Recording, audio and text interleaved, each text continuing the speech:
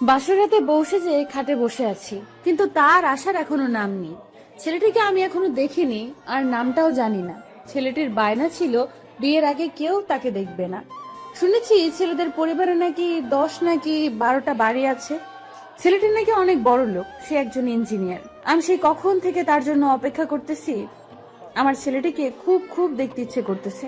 কিছুক্ষণ পর দরজায় ঠাস করে আওয়াজ পেলাম। মনে হয় সে এসেছে, তাই আমি একটু নড়ে চড়ে বসলাম। কিছুক্ষণ পরে ছেলেটি রুমের ভেতরে ঢুকলো। লাইট লিভালো, তাই কেউ কারো মুখ দেখতে পাচ্ছি না। হঠাৎ ছেলেটি লাইট জ্বালালো, তাই আমি ওর দিকে তাকালাম। তাকিয়ে আমি তো অবাক। আমি বললাম, তুমি এখানে কি করে? তাহলে চিনতে পেরেছিস? আমি বুঝেছি এই 5 বছরেই হয়তো চিনতে পারবি না। তার মানে তোমার সাথে আমার বিয়ে হয়েছে? হুম, আমার সাথেই তোর বিয়ে হয়েছে। আমি দেখতে পেলাম আবিরের চোখ লাল। হয়তো ও প্রতিশোধ নেওয়ার জন্য আমাকে বিয়ে করেছে। আমি ভয়ে ভয়ে বললাম, আমাকে তুমি কেন বিয়ে করলা? কেন বিয়ে করেছি তাহলে দেখ। আমি ওর কাছে চলে গেলাম, তারপরে আমি ওকে খাটে শুইয়ে দিলাম, তারপরে ওর উপরে ঝাঁপিয়ে পড়লাম। প্লিজ আমাকে ছেড়ে দাও, আমার কিন্তু লাগতেছে। তাই এটা তো কিছুই না, কেবল তো শুরু। তোকে আমি বিয়ে করেছি শুধু এইগুলো করব তার জন্য। তারপরে 6 মাস পরে ছেড়ে দিব। আমার মনের আশাটা মিটিয়ে তোর অত্যাচারগুলো আজও আমাকে ভালোভাবে ঘুমাতে দেয় না। মনে পড়ে কি সেই পুরনো কথা? প্লিজ আমাকে ছেড়ে দাও। তাই ছেড়ে তো দিব, কাজগুলো আগে করে নিই তারপরে। আবির, আমার সারা শরীরে ব্যথা পাচ্ছি। এখন ভালো ভালো তো সব কিছু খুলে ফেল। আমি এগুলো কিছুই করব না। এই বলে আমি ওর বুকের উপরের কাপড়টা সরিয়ে নিলাম, তারপরে ওর ঠোঁট আর আমার ঠোঁট এক করে দিলাম। আমি আর পাচ্ছি না, আমার অনেক ব্যথা লাগতেছে। প্লিজ এবার ছেড়ে দাও। তোকে তো পারতেই হবে। তুই আমার সাথে কি করেছিলি তা কি তোর মনে পড়ে না? আমি কিসের ভুল ছিল? শুধু তোকে আমি ভালোবেসেছিলাম, তাই না? আমি তোমার সাথে অনেক কিছু করেছি, এবারের মতো আমাকে ক্ষমা করে দাও। তোর মতো মেয়েকে করব ক্ষমা? আমাদের প্রতিদিন ফুলসজ্জা হবে তোকে তালাক দেওয়ার আগ পর্যন্ত। প্লিজ এইভাবে বলো না। আমি আবারও ঠোঁটের সাথে আমার ঠোঁট লাগিয়ে দিলাম, তারপরে হারিয়ে গেলাম ভালোবাসার মহামিলনে। আমি আর পারতেছি না। আমার কাজও শেষ, এখন যা সোফায় গিয়ে শুয়ে পড়। ওখানে অনেক শীত, আমি কিভাবে শুবো? তোকে পারতেই হবে, তুই যাবি কিনা? আমি যাব না। হারামির বাচ্চা, বিছানা থেকে শুধু এইটুকু জেনে নে, আমি শুধু তোর সাথে এইগুলো করব, তাই তোকে বিয়ে করেছি। তারপরে যে সময় আমার মনে সব আশাটুকু মিটে যাবে তখন তোকে ছেড়ে দিব। আমি ওখান থেকে নেমে সোফায় চলে আসি। সারা শরীর অনেক ব্যথা করতে আছে। আমি ভাবতেছি অবশেষে আমার এই দিনটি দেখতে হবে। তা আমি জীবনেও ভাবিনি, যাকে আমি অনেক অত্যাচার করেছি তার হাতে এগুলো আমি ভাবতে আছি। আর আমার কেমন যেন অনেক শীত লাগতেছে। আমি শুয়ে পড়ি। আপনারা ভাবছেন কি আমি ওর সাথে কেন এগুলো করছি জানতে চান? তার আগে আমার পরিচয়টা দেওয়া যাক। আমি আবির, এই শহরের নামকরা একজন ইঞ্জিনিয়ার। আমাকে চিনে না এমন কোনো মানুষ নেই। আর এই হলো ফারজানা, যার সাথে আমি এতক্ষণ অত্যাচার করেছি। আমি শুধু ওকে বিয়ে করেছি ওর অহংকার ভাঙার জন্য। ও হলো সবচেয়ে একটা অহংকারী মেয়ে। ওর জন্য আমার জীবনটা তছনছ হয়ে গিয়েছে। কেন ওর জন্য আমার জীবনটা এইভাবে তছনছ হয়ে গেছে চলুন যাওয়া যাক সেই 5 বছর পিছনে। তখন আমি অনার্স প্রথম বর্ষে পড়তেছি। আমরা তখন অনেক গরিব ছিলাম, নুনান্তে পান্তা ফুরিয়ে যেত। ফারজানা ছিল আমার প্রথম ক্রাশ। ওকে আমি ইন্টার ফার্স্টে যে সময় পড়ি সে সময় থেকে ওকে ভালোবেসে ফেলি, কিন্তু কোনো সময় বলতে পারিনি। একদিন আমি আর আমার একজন বন্ধু ক্লাসে বসে আছি, কিছুক্ষণ পরও বলল, কিরে, তোর নায়িকাকে কবে প্রপোজ করবি? মামা আমার তো ভয় করে কেমন জানো। তোর প্রপোজ করা লাগবে না, যেদিন অন্য কারো হয়ে যাবে সেদিন ঠিক পাবি। রাকিবও কি রাজি হবে? শালা বলে তো দেখ। যা আগামীকালকে ওকে প্রপোজ করব। ঠিক আছে। আমি সব ক্লাস শেষ করে বাড়িতে চলে আসি। পরের দিন দোকান থেকে একটা গোলাপ ফুল নিয়ে কলেজে চলে আসি। এসে দেখি ফারজানা ওর বান্ধবীর সাথে বসে বসে কথা বলতেছে। তাই আমি ওকে ডাক দিলাম। কিছুক্ষণ পর ও আমার কাছে আসলো। কি ডাক দিলি কেন? তোকে না, একটা কথা বলার ছিল। ধুর, কি কথা বল। তোর মতো ছেলের সাথে কথা বললে সবাই সন্দেহ করবে। এখন বল কি কথা। ফারজানা, আসলে আমি তোকে যে সময় ইন্টার ফার্স্টের ক্লাসে যে সময় দেখি তখন থেকে আমি তোকে ভালোবেসে ফেলেছি। এতদিন ভয়ের কারণে কিছু বলতে পারিনি। তুই আমার সারা জীবনের সঙ্গী হবি। কথাটা শুনে আমার অনেক হাসি পেল, তবু হাসি থামিয়ে বললাম, তাই নাকি? কেন আমাকে এত ভালো লাগে?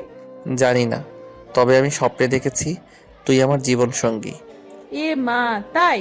তোর প্রপোজ আজ আমি গ্রহণ করব না। কালকে যদি তুই আমাকে কলেজের সবার সামনে প্রপোজ করতে পারিস তাহলে আমি তোকে ভালোবাসবো। আচ্ছা, তুই যেটা বলেছিস সেটাই হবে, আমি রাজি। আচ্ছা, এখন চলি রে। আমি ওখান থেকে বান্ধবীদের কাছে চলে আসতে না আসতেই সাথী বলল, কি রে, এত হাসছিস কেন? ওই ছোট লোকের বাচ্চা আমাকে বলে ভালোবাসে। তাই তো তুইও ওকে ভালোবাসবি। তোকে পাগলা কুত্তায় কামড়িয়েছে। কত ছেলে আমায় প্রপোজ করেছে, তাদেরকে আমি ফিরিয়ে দিয়েছি। আর তো ও, তো এখন কি করবি? কালকে একটা নতুন খেলা খেলবো। কি খেলা বল আমাকে। তা কালকেই দেখতে পারবি। ওরে যে কালকে কি করব তা আছে শুধু আমার মনে মনে। দেখা যাবে তুই কেমন পারিস। চল ক্লাসে যাব। আমি ক্লাস করে বাড়িতে চলে আসি। তারপরে বিকেলবেলা একটা শার্ট কিনতে গেলাম। কারণটা হলো ওকে কালকে প্রপোজ করব, তাই সুন্দর দেখে একটা নীল শার্ট কিনলাম। তারপরে দোকান থেকে আবারও একটা গোলাপ ফুল কিনলাম। পরের দিন কলেজে চলে আসি। এসেই রাকিবের কাছে চলে আসি। কিরে, আজকে আবার কাকে প্রপোজ করবি? কারে আবার? আমার নায়িকাকে ও বলেছে আসবে। যদি ওকে আমি প্রপোজ করি তাহলে আমার প্রপোজের নাকি অ্যান্সার দিবে। আবে দেখ, ফারজানা এসেছে। আচ্ছা দোস্ত, চলি রে, ওকে প্রপোজ করে নেই, তারপরে তোর সাথে কথা হবে। ঠিক আছে। আমি ফারজানার কাছে চলে আসি। কিছুক্ষণ পর ফারজানা বলল, তুই এসেছিস, চল ওখানে অনেক মানুষ আছে, ওখানে বলে প্রপোজ করবি। আমি ওর পিছন পিছন চলে আসি। একটু পর ফারজানা বলল, এখন প্রপোজ কর। আমি ওর সামনে হাঁটু গেড়ে বসে পড়ি। তারপরে আমি বললাম, ফারজানা, আই লাভ ইউ। বলার সাথেই ফারজানা আমার কলার ধরে উঠিয়ে ঠাস ঠাস। কুত্তার বাচ্চা, তো সাহস কি করে হয় আমাকে প্রপোজ করার? আমার জ্বরের শব্দ শুনে সবাই আমাদের কাছে আসলো।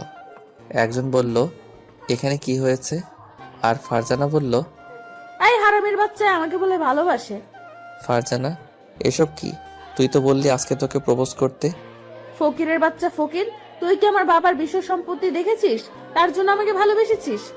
তোদের মতো ফকিরের খবর আমার ভালোই জানা আছে। ফারজানা, এগুলো কেমন কথা? তোর বাবার সম্পত্তির উপর আমার কোনো লোভ নেই। কুত্তার বাচ্চা আবার মুখে মুখে কথা। এটি বলে ফারজানা আমাকে আরো 2-3টা চড় মারল। আমাকে রাকিব টেনে অন্য পাশে নিয়ে গেল। বলছি না, ও একটা অহংকারী মেয়ে, ওরা শুধু টাকাকে ভালোবাসে। আমি আর কিছুই বলতে পারলাম না। আমার শুধু চোখ বেয়ে পানি পড়তেছে। কি করব বুঝতেছি না। এখন কি করবি, বাড়ি যাবি?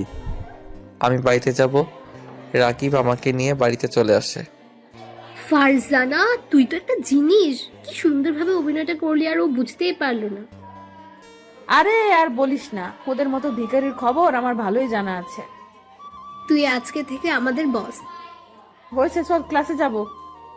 বাড়িতে এসে শুধু আমার ওর কাজগুলো আমার চোখে ভেসে আসতেছে।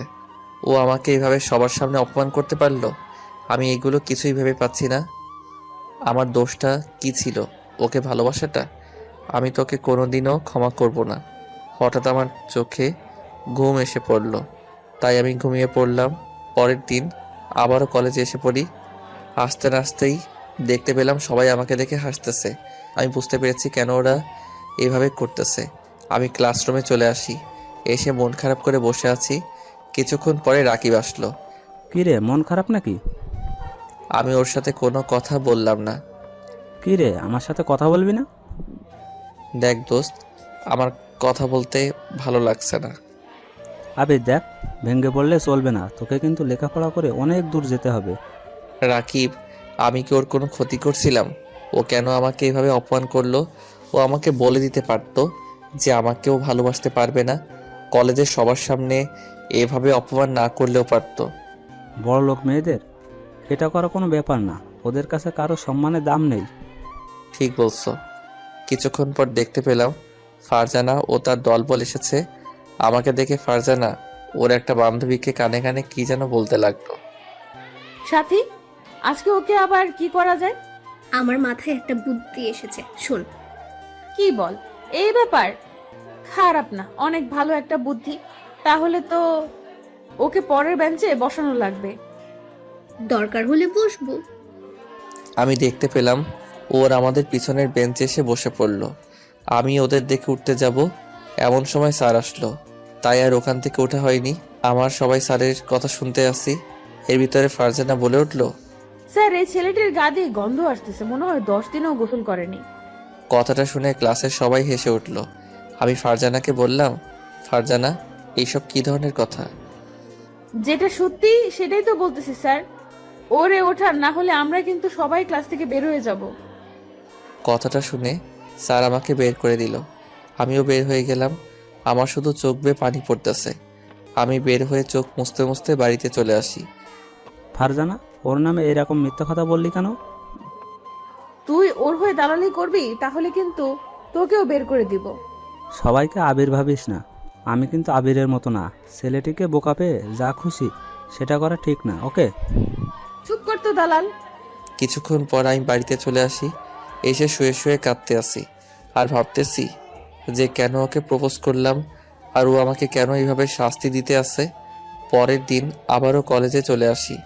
এসে গেটের সামনে বসে আছি। কিছুক্ষণ পর ফারজানা আসলো। কিরে, গেটের দারোয়ানের চাকরিটা কি তুই করতে আসিস? তোদের মতো ছোট লোকের আর কি বা চাকরি করবে? কথাটা শুনে মাথায় অনেক রাগ উঠল। আমি গিয়ে ওর গালে ঠাস ঠাস 2টো চড় লাগিয়ে দিলাম। তুই আমাকে এত অপমান করে কি পাও? তুই আমার গায়ে হাত তুললি, কুত্তার বাচ্চা! তোকে তো আমি দেখে নিব। এটা বলে ফারজানা চলে গেল। আমিও রাকিবের সাথে ক্লাসের ভিতর চলে আসি। কলেজে ছুটির পর গেট দিয়ে বের হতে যাব, এমন সময় বড় ভাইয়ের ডাক। আমি তার কাছে চলে গেলাম। কিরে, তুই ফারজানার চর মারছিস কেন? তারপর আমি সব তাকে বললাম। শালার পো, মিথ্যা কথা বলার জায়গা পাস না। এটি বলে সে আমাকে মারা শুরু করে দিল। আমি শুধু চুপ হয়ে তার মার খেয়ে যাচ্ছি। আর যদি ওর সাথে লাগতে আসো তাহলে তোর খবর আছে। আমি তার কথা শুনে বাড়িতে চলে আসি। আমি এসে আবারও কান্না শুরু করে দিলাম। হয়তো ওর জন্য আমার লেখাপড়াটা এভাবে বন্ধ হয়ে যাবে, আমি আর কিছু ভাবতে পারছি না। তার মার খেয়ে আমার 7 দিন জ্বর ছিল। এভাবে দেখতে দেখতে 1 মাস কেটে গেল। ও শুধু আমাকে অপমানই করত আর মাঝে মাঝে সবার সামনে বসে জ্বর মারত। এইভাবে আরও কিছুদিন কেটে গেল। একদিন আমার জীবনটা অন্ধকার এসে পড়ে। আমাকে প্রিন্সিপাল এই কলেজ থেকে বের করে দেয়। প্রতিদিনের মতো ক্লাসে আসি। আজ একটু তাড়াতাড়ি কলেজে চলে আসি। এসে দেখি কলেজে কেউ নেই, শুধু ফারজানা ও তার দলবল। আমি এসে বাম পাশে বসে রয়েছি আর বইটা বের করে পড়তেছি। দেখ ফারজানা, আবির এসেছে। ওকে আজকেই কলেজ থেকে বের করার ব্যবস্থা করতে আসি। কি করবি বল? আগে বল, কোন স্যার কি এখনো এসেছে? না তো, এখনো আসেনি। কোন স্যার আসলে আমাকে একটু বলবি। কেন, কি করবি বল না আমাকে। তা তোর নিজ চোখেই দেখতে পারবি। ওই দেখ, প্রিন্সিপাল স্যার গেট দিয়ে ঢুকছে। এখনই বুঝবে ও মজা। আমি বসে বসে পড়তে আসি, এমন সময় ফারজানা আসলো আমার কাছে। তাই আমি ওকে দেখে উঠতে যাব, এমন সময় ফারজানা বলল, কিরে, তুই যাইস কই? এটা বলা মাত্রই ফারজানা ওর ওড়না খুলে আমার হাতে দিল আর আমাকে সবার সামনে জড়িয়ে ধরলো। বাঁচাও বাঁচাও স্যার, বাঁচান! আমি দেখতে পেলাম কথাটা শুনে প্রিন্সিপাল স্যার ছুটে আসলো আমাদের কাছে। এখানে কি হয়েছে? ফারজানা আমাকে ছেড়ে দিয়ে বলা শুরু করে দিল, দেখেন স্যার, আমি ওর কাছে পড়া জানতে এসেছিলাম, তার বিনিময়ে ও আমার ওড়না গায়ের থেকে খুলে ফেললো আর ও আমাকে অনেক কিছু করতে চেয়েছে। সি সি আবির, তোমার থেকে আমি এটা কোনোদিনও আশা করিনি, তুমি যে এত নিচে নামবে। বিশ্বাস করেন স্যার, আমি এগুলো কিছুই করিনি। ও সব মিথ্যা বলতে আছে। এর ভিতরে ফারজানা একটা বান্ধবী বলল, স্যার, ও ফারজানার ওড়না ধরে টান দিয়েছে, এটা আমার নিজের চোখে দেখেছি। আবির, তাহলে ওরা কি মিথ্যা কথা বলবে? আমি আর কিছুই বলতে পারলাম না। আমার শুধু চোখ দিয়ে পানি পড়তে আছে। স্যার, ওকে যদি আপনি কলেজ থেকে না তাড়ান তাহলে আমার আর কেউই আর কলেজে আসবো না। আজকে হয়তো ও আমার সাথে এটা করেছে, কিছুদিন পরে তো অন্য একটা মেয়ের সাথেও এটা করবে, তাই না? ঠিক আছে, তোমরা যেটা বলেছো সেটাই হবে। প্লিজ স্যার, আমাকে এই কলেজ থেকে তাড়াবেন না। এই কলেজ নিয়ে আমার অনেক স্বপ্ন। আমি আর কোনো কথা শুনতে চাই না।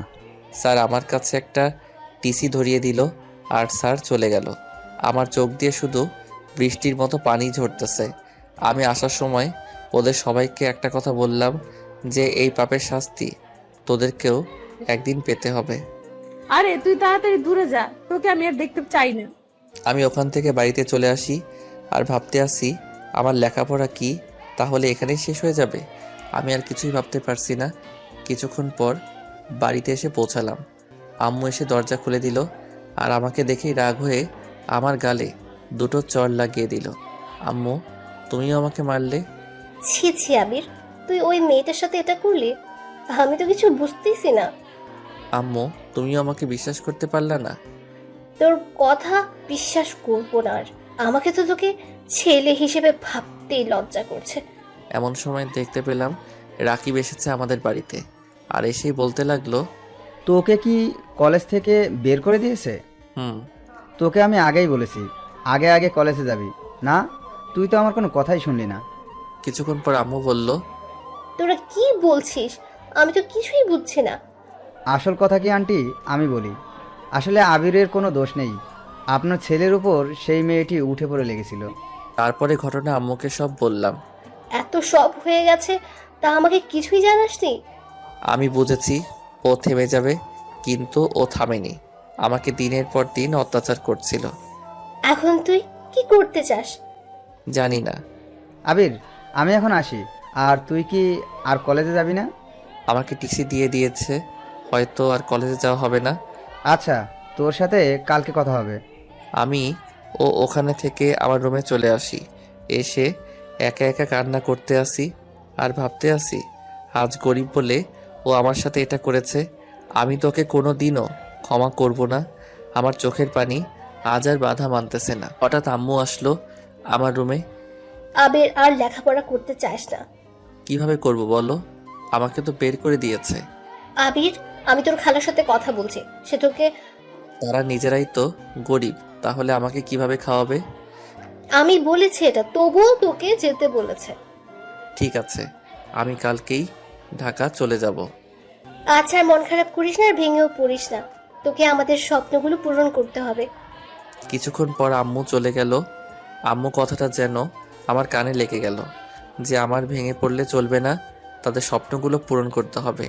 রাতে আমার ঘুম হলো না। সারা রাত শুধু পুরনো কথা ভেবে কান্না করেছি। পরের দিন আম্মুর কাছে বলতে আসলাম, আম্মু, আমি ঢাকা চলে গেলাম। আচ্ছা বাবা, যা, আর সাবধানে যাবে কিন্তু। আমি আর ওখানে দাঁড়ালাম না, কারণ আমার চোখ দিয়ে শুধু পানি পড়তেছিল। আসার সময় আম্মুও কান্না করেছিল। আমি ঢাকা এসে পড়ি, তারপরে খালাদের বাসায় চলে আসি। আমাকে দেখে সবাই আমার কাছে আসলো। কি রে বাবা, কেমন আছিস? ভালো, তুমি কেমন আছো? ভালো। আসতে কোনো সমস্যা হয়নি তো? না, কোনো সমস্যা হয়নি। আচ্ছা, ফ্রেশ হয়ে খেতে আয়। আমি ফ্রেশ হয়ে খেতে চলে আসি। পরের দিন খালামণি একটা সুন্দর একটা কলেজে ভর্তি করিয়ে দিয়েছে। প্রথম প্রথম মানিয়ে নিতে আমার অনেক কষ্ট হয়েছে, তবুও মানিয়ে নিয়েছি। একদিন সবার সাথে খেতে আসি, এর ভিতরে খালামণিকে বললাম, খালামণি, আমি একটা চাকরি করতে চাই। কি বলো এসব? লেখাপড়া বাদ দিয়ে কিসের চাকরি করবি? আরে লেখাপড়া করব আর চাকরিও করব। আচ্ছা, তোর খালু যেখানে চাকরি করে সেইখানে করতে পারবি? পারবো না কেন? আমাকে পারতেই হবে। আচ্ছা, তোর খালু আসলে বলবো।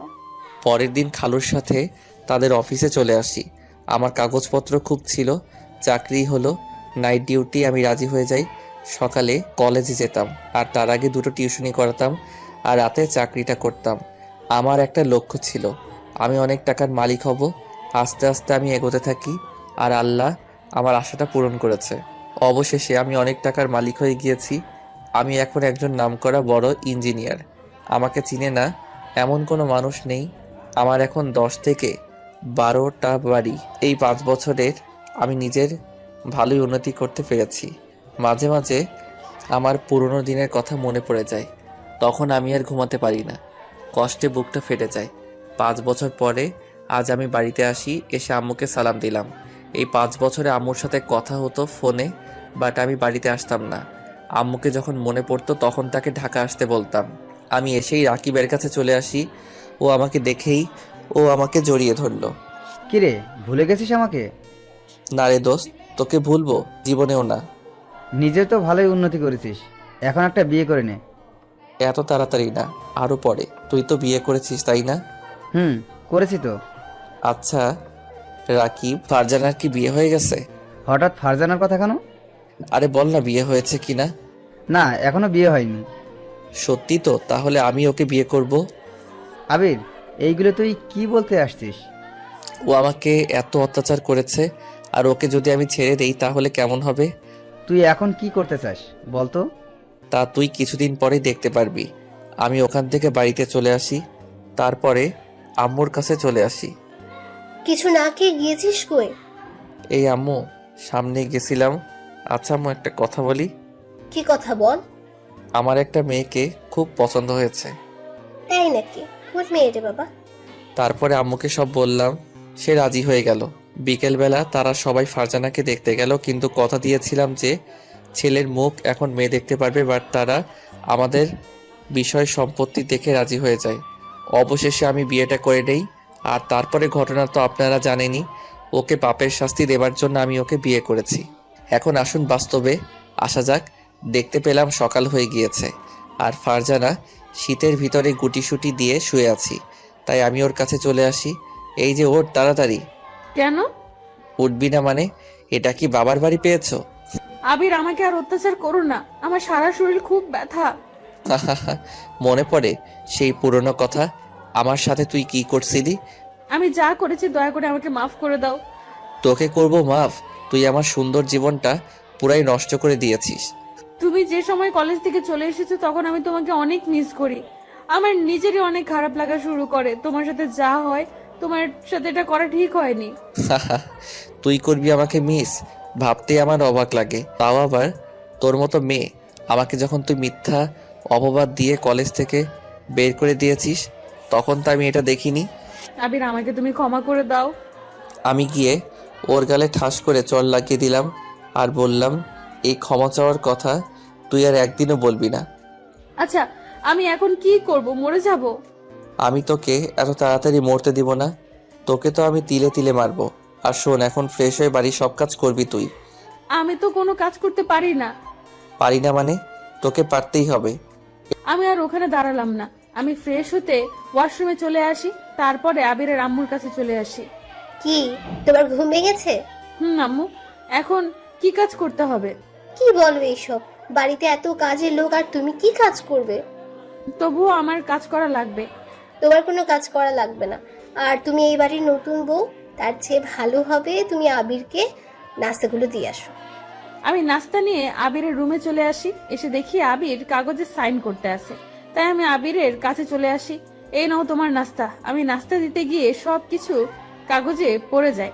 আমি সরি বলতে যাব, সেই সময় আবির আমার চুল টেনে ধরলো আর আমার চুল ধরে মারা শুরু করলো। এটা তুই কি করলি? সরি, আমার হাত কেঁপে সবকিছু পড়ে গিয়েছে। তোকে আজ মেরেই ফেলবো। প্লিজ আবির, আমাকে ছেড়ে দাও, আমার অনেক কষ্ট হইতেছে। তুই জানিস এটা কত গুরুত্বপূর্ণ কাগজ? আর সবকিছু এইভাবে নষ্ট করে দিলি কেন? আমি বুঝতে পারিনি। এখন এইগুলো সব পরিষ্কার কর। আমি করতেছি। আমি সবকিছু পরিষ্কার করা শুরু করে দিলাম, আর চোখ বেয়ে পানি পড়তে আছে। হয়তো এটা আমার পাপের শাস্তি। আমি ওর সাথে বড় অন্যায় করেছি, হয়তো সেটারই শাস্তি দিচ্ছে। আমি সবকিছু পরিষ্কার করে বাহিরে চলে আসি। কিছুক্ষণ পরে আবির আসলো আর এসেই বলা শুরু করে দিল, আম্মু, আজকে বাড়িতে কোনো কাজের লোক থাকবে না। কেন, কি হয়েছে? বাড়ির সব কাজ ফারজানা করবে। আবির, এগুলো কি বলো? ও না তোর বউ, ওকে কাজ করতে দিবি কেন? আমি আর কোনো কথা বলতে চাই না। সবাইকে আজ আমি ছুটি দিয়ে দিচ্ছি। আবির, কেন মেয়েটার সাথে এরকম করছিস? পুরোনো দিনের কথা যদি তোমাকে মনে করিয়ে দেই তাহলে হয়তো তুমিও ওর সাথে এই রকম করবে। কি কথা বল আমাকে। পরে কোনো এক সময় বলবো। কিছুক্ষণ পর ফারজানা বলল, ঠিক আছে, আমি সব কাজ করতে রাজি। মনে থাকে যেন। এটা বলে আমি অফিসে চলে আসি। অফিসের সব কাজ শেষ করে সন্ধ্যা 7টার সময় বাড়িতে চলে আসি।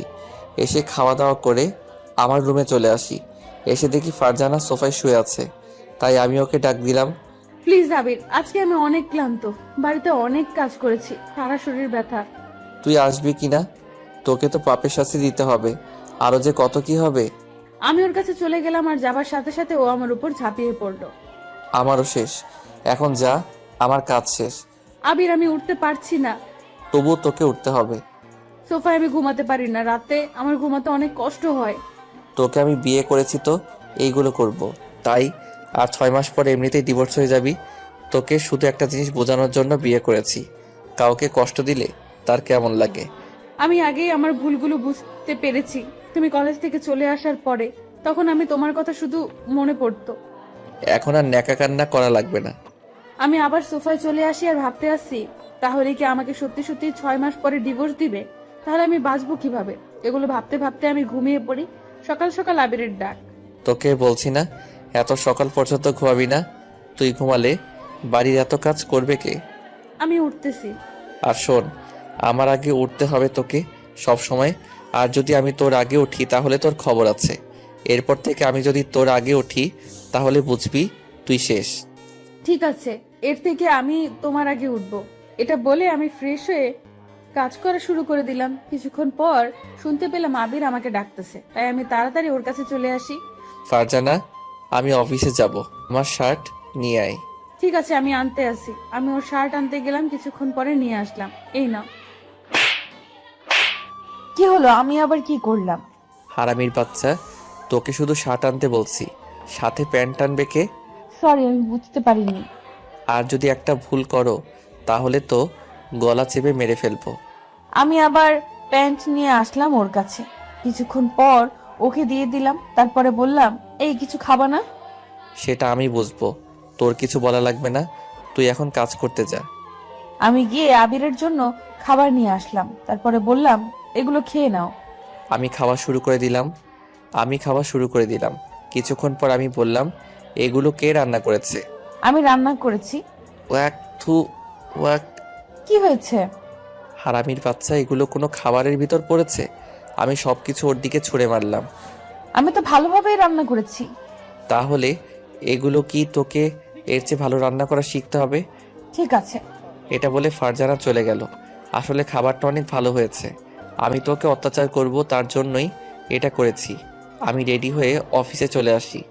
আমি ছাদের এক পাশে দাঁড়িয়ে আছি আর আমার চোখ থেকে পানি পড়তেছে।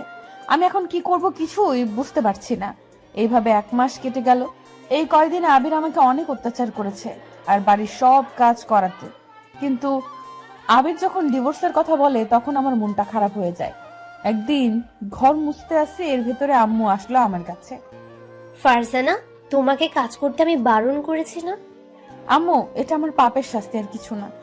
আবির তোমার সাথে এরকম করে কেন বলো তো? আমি আবিরের সাথে যেটা করেছি ও আমার সাথে এটা করতে আসে। তুমি কি করেছো আবিরের সাথে বলো তো? তা অনেক কথা, পরে কোনো সময় বলবো। আমাকে এখন বলতে হবে, আমি এখনই শুনবো। তারপর ঘুরে যাওয়া সব ঘটনা আম্মুর কাছে বলা শুরু করে দিলাম। আম্মু, তোমার ছেলেকে আমি কলেজ থেকে তাড়িয়েছি আর ওকে মিথ্যা অপবাদ দিয়েছি। তাতে আবিরের কোনো দোষ ছিল না। আবির কলেজ থেকে যে সময় বের হয়ে এসেছে তখন আমি ওকে অনেক মিস করা শুরু করে দিলাম। প্রতিদিন আমার বান্ধবীর সাথে ওর কথা বলতাম। আমি নিজের ভুল যখন বুঝতে পারি তখন আমার অনেক খারাপ লাগে। আবির চলে আসার পরে আমি প্রতিদিন মন খারাপ করে বসে থাকতাম। একদিন আমার বান্ধবী বলল, কি রে ফারজানা, এভাবে মন খারাপ করে থাকো কেন? সাথী, আবিরের সাথে আমার এটা করা ঠিক হয়নি। যা হয়েছে বাদ দে তো। আমার শুধু ওর কথা মনে পড়তে আছে। কি করব বুঝতে আসি না। কেন যে এটা করলাম? ও শুধু আমার কাছে একটু ভালোবাসাই চেয়েছিল, তাই না? ভাবছি ওর কাছে ক্ষমা চাবো, কিন্তু ও বলে বাড়িতে চলে গিয়েছে। তুই কি ওর প্রেমে পড়ে গেছিস নাকি? জানি না, তবে যেভাবেই হোক আমাকে ওর কাছে ক্ষমা চাইতেই হবে। আচ্ছা, আসলে না হয় ক্ষমা চাবি। এখন চল, ক্লাসে যাব। ওকে আমাকে ক্ষমা করবে? চল, ক্লাসে যাব। এইভাবেই আমি আবিরকে মিস করা শুরু করে দিই। আর আমার মাঝে মাঝে অনেক খারাপ লাগতো।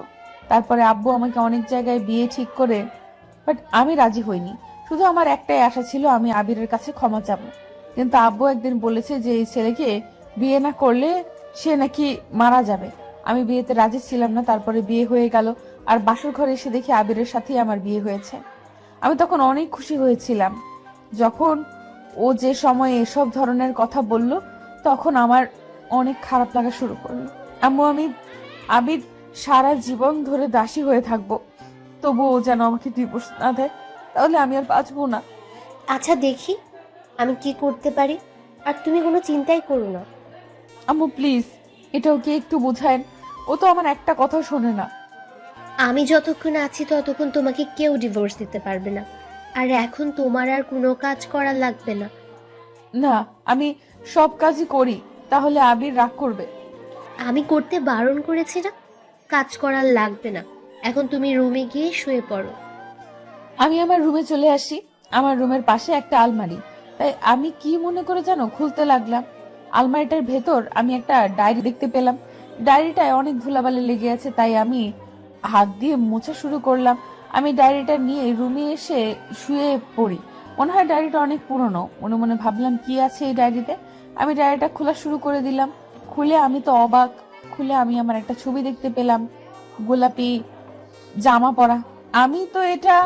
আমি যে সময় ইন্টার ফার্স্ট ইয়ারের নবীন বরণের দিনে এই জামাটা পরেছিলাম। আমি কিছু লেখাপড়া শুরু করে দিলাম।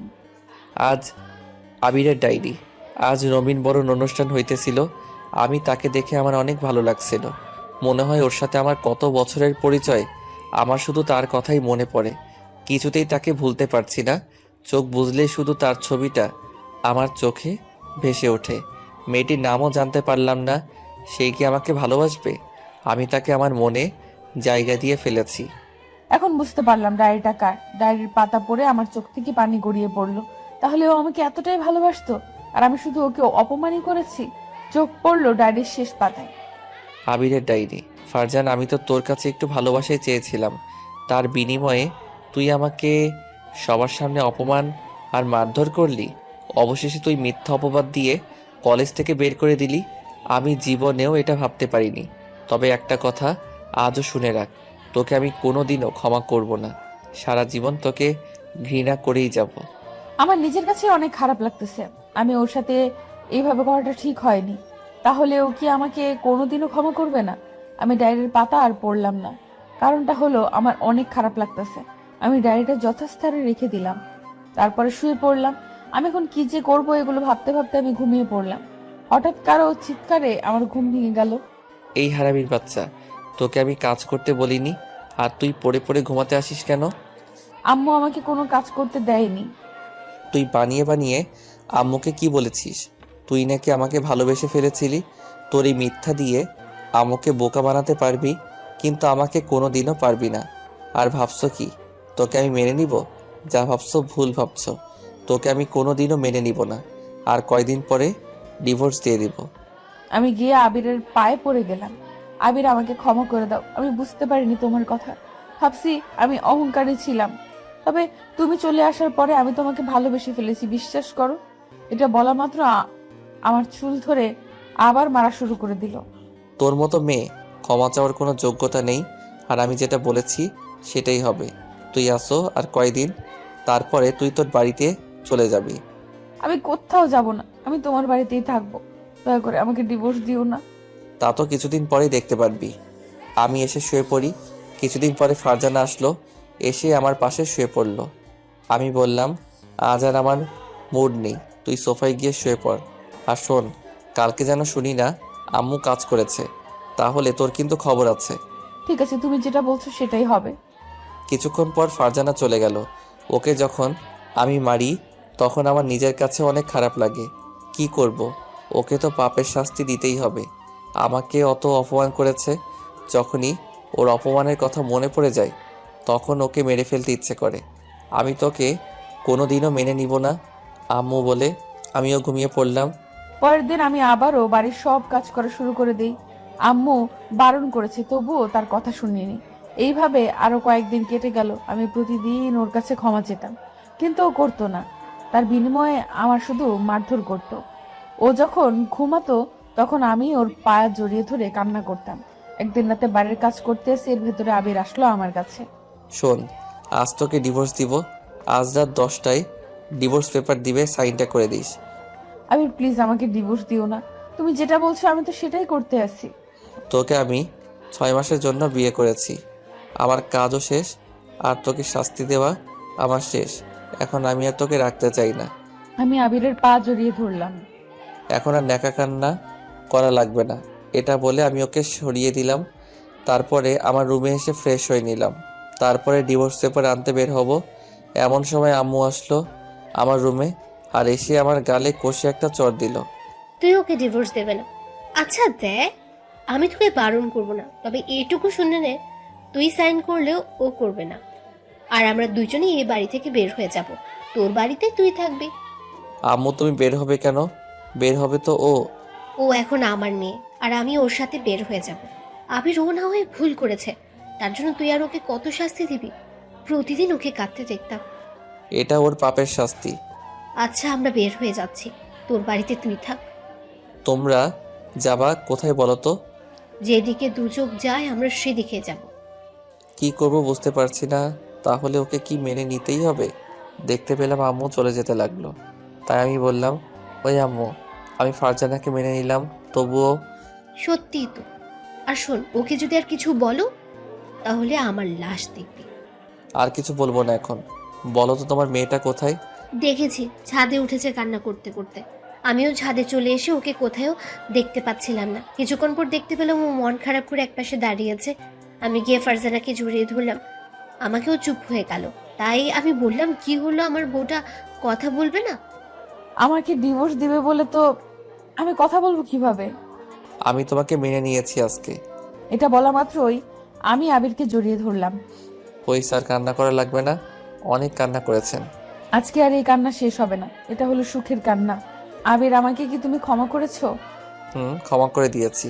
চলো রুমে যাব, অনেক রাত হয়ে গিয়েছে। চলো আমরা ছাদ থেকে নিচে নামতে যাব। এমন সময় আম্মু বলল, কি দুজনের রাগ অভিমান ভেঙেছে? ভেঙেছে। আবির, এভাবে দুজন সারা জীবন একসাথেই থাকবে। ঠিক আছে। এটা বলে দুজনের রুমে চলে আসি। এসেই দুজনে শুয়ে পড়লাম।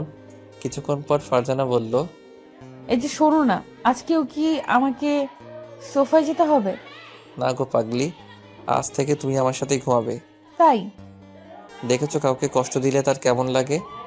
এটা বলে আমাকে আর লজ্জা দিও না, আমি এখন সব বুঝতে পেরেছি। ফারজানা গিয়ে জড়িয়ে ধরলাম, আর ফারজানাও আমাকে জড়িয়ে ধরলো। কিছুক্ষণ পর আমি বললাম, ওই বউ, আমাকে আজ একটু আদর করো না। এই শোনো, আজ না কাল করব। আজ সারা রাত দুজন এইভাবে জড়িয়ে ধরে থাকবো। না, আমার এতে শুধু হবে না, আমার আদরও লাগবে। এই কাছে আসো আবির। কাছে আসার সাথে সাথে আমার ঠোঁট আর ওর ঠোঁট এক করে দিলাম। বাকিটার বললাম না, বেবি নিয়ে যেদিন ফিরবো সেদিন বলবো। এখন আপনারা যান, আর গল্পটা কেমন লেগেছে তা জানাতে ভুলবেন না। ধন্যবাদ সবাইকে আমাদের পাশে থাকার জন্য।